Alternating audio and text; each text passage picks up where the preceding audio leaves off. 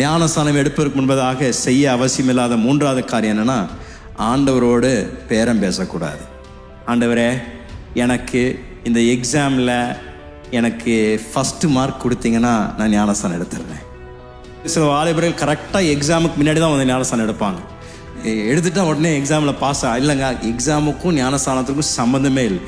எக்ஸாமில் pass ஆவதோ fail ஆவதோ உங்கள் கரத்தில் தான் இருக்குது. நீங்கள் எவ்வளோ தூரம் படிக்கிறீங்க ஆண்டோடைய ஞானத்தை கேட்டு. சில பேர் சொல்லுவாங்க, ஆண்டவர் எனக்கு வேலையை தந்தாருன்னா நான் ஞானஸ்தானம் எடுப்பேன்.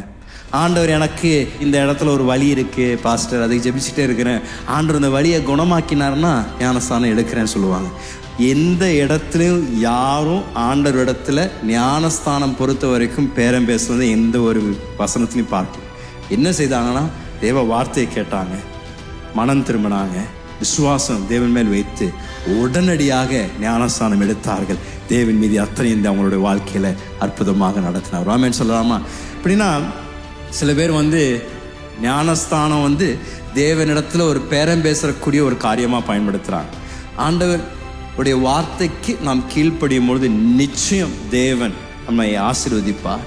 நிச்சயம் நம்மளுடைய வாழ்க்கையில் ஆண்டவர் அற்புதங்களை செய்வார். ஆனால் அது செய்தாதான் நான் இதை செய்வேன்னு சொல்கிறது மிக தவறானது. ஆண்டவர் தெளிவாக அவருடைய வார்த்தையில் கட்டளை கொடுத்திருந்தாருன்னா நாம் செய்ய வேண்டியது கீழ்ப்படியும், அவ்வளோதான். கீழ்ப்படிந்த பின்பதாக ஆண்டவர் மீது எல்லா காரியங்களையும் பார்த்து கொள்வார் என்பதை நான் உங்களை பார்த்து இந்த காலையில் உற்சாகப்படுத்துகிறேன்.